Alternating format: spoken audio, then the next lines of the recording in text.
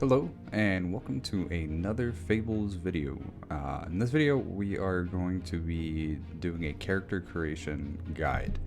I figured it was high time to finally tackle this and do this because of all the changes that have been made recently. I didn't want to do it before because, well, the game's always subject to change, but now we have removed all the classes out of the game and changed the classes into specializations, which I will cover more as we go on in this video.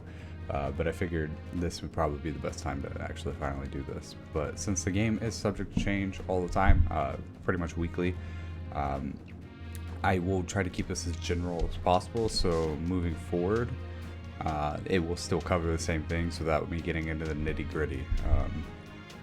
But with that being said, if you found this video helpful and you enjoyed it, please like and subscribe, as it is a huge help to the channel. And without further ado, let's get started.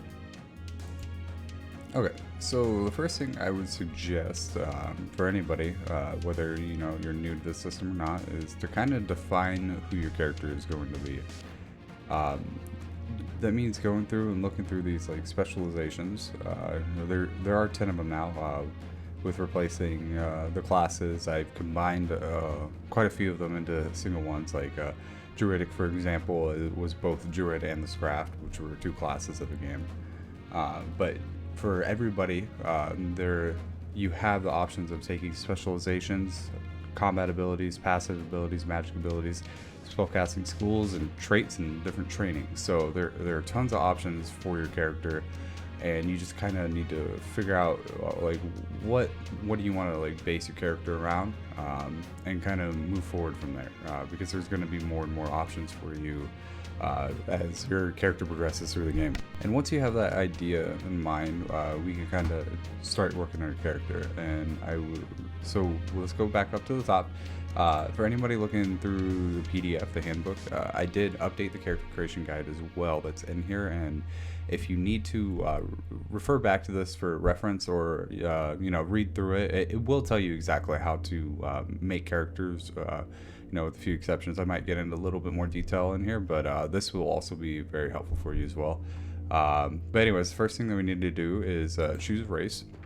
Each race is different, obviously, and each comes with 3 different racial abilities, and depending on which one you have, you can do like a variant origin for the race and get a fourth, or not a fourth ability, but replace one of your 3 racial abilities with a different one.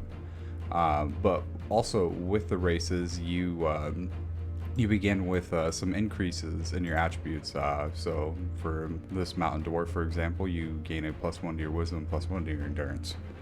And each one is pretty different for the most part. Like elf, for example, is +1 to dex and +1 to int. But yeah, you go through them and kind of just figure out which one would probably be best for you. And once you choose the race, also go through here and pick your backgrounds. Backgrounds are going to give you ranks to a skill or access to a profession skill, and 1 increase to any single attribute and a trait for free. You can go through, choose your own background, or you can actually create your own background using this guide. And yeah, just figure out what works best for your character, what your character, what his background actually is. If you're really into role playing, this is a good tool for you to create something unique for your character. Now, once these things are done, it's kind of time to get into the nitty gritty. Before, there were multiple sets of points for different things, and now I've combined them into 3 different sets of points that I'm hoping to keep this way, because I don't want to make it too confusing for people as they're making their characters. So the first set of points that we're going to go over is the attributes. The attributes affect everything directly in this game. It affects if you're able to gain an ability or not, if you're like how strong your attacks rolls are going to be, or your spell casting is going to be, or like what level spell you can get. And there's 7 attributes total. And at the beginning of the game, you invest points into it, and right now it's a 1-for-1 ratio. I know I don't want to get too specific, but as it stands right now, it is a 1-for-1 ratio. So you invest 1 point into an attribute, it increases by 1, but you're kind of capped out at how high you can get a attribute every single level. Um, Anyways, once you've established like what your attributes are going to be, you look down here, and depending on what you have in each attribute, you gain certain trainings or skill ranks into things. For example, intelligence. If you have a 4 intelligence, you gain 6 skill ranks into any skills, and 4 intelligence-based spellcasting skill trainings. Like for me, even reading that, it doesn't really sound right. I'm probably going to change it. But as I said, and things are subject to change all the time. But this is how it's going to stand for at the time being. So establish that before you go and do skills or, get your class features, because you need to know if you're going to be able to invest into stuff and like how many points you're going to have. So after you establish your attributes, you can move on to either your skills or, all your character options that you're going to be choosing. But let's just go in order to keep it simple. So these are your skills, and excuse the mess with the chart. I know it's not formatted to be the best, but your skills are pretty much just ways for you to interact with the world around you, and depending on your intelligence, actually, is how we establish it, as it is in other games. You gain more points to be able to invest into your skills, and the higher your skill gets, like for example, with the ranks over here, the more points it will take to actually invest into. So I kind of wanted to have that progression and that the drop off at some point. But there's a whole list of skills that will tell you different things, and some are going to be much more useful than others for whatever type of character you're going to be playing. So just keep that in mind. Everyone gains at least 4 points every single level, and if not more if you have a higher intelligence. So also for skills, we have profession skills, which they are kind of like wide ranging, very broad skills that are that can be used in place of doing other types of checks. They're also directly linked to like maybe some type of work that you have done in the past or you're currently doing. So and a lot of they're all very, very different from each other. But for like example, nomad training, you spend your time going place to place, learning and doing what you can to survive.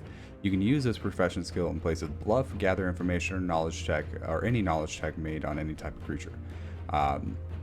So again, each one's going to be different, but that's just a pretty decent example of what you would be getting into with a profession skill. Lastly, with our points, at the very least, we have character points, which we were talking about earlier. It covers all your specializations, spellcasting, combat abilities, traits, training, etc.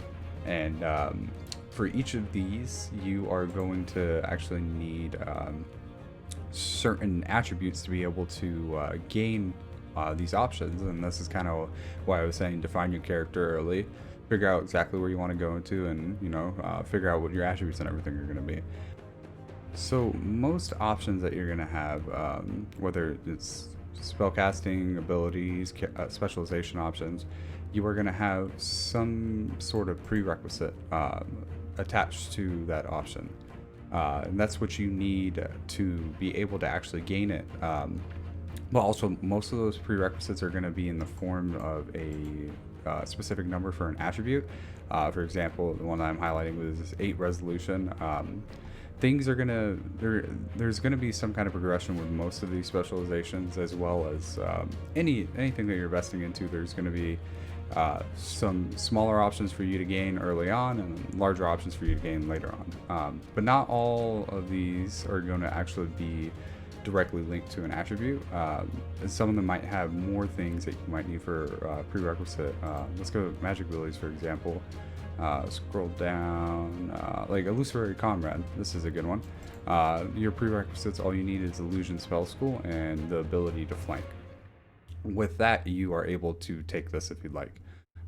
So just keep that in mind. Take a look through all of like these abilities. Like, make sure you're kind of looking through every single type of ability that you might be able to use for your character. There are going to be tools inside like the guide and stuff for you to look at that will tell you like what your options might be and stuff. So once you figure out exactly what all your character options are going to be, depending on your level, you are also given a certain amount of gold that you can spend on equipment.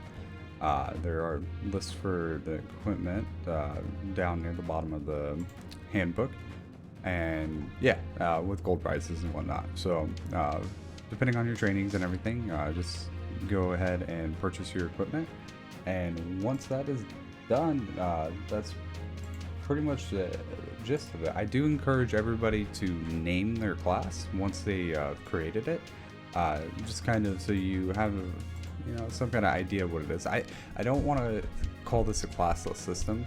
I think it's more of like define your own kind of class system, because things do play parts into each other. It's not just I'm not trying to make like a melting pot of different weird abilities for your character to be just kind of some strange person. I'm trying to make it where you make unique characters.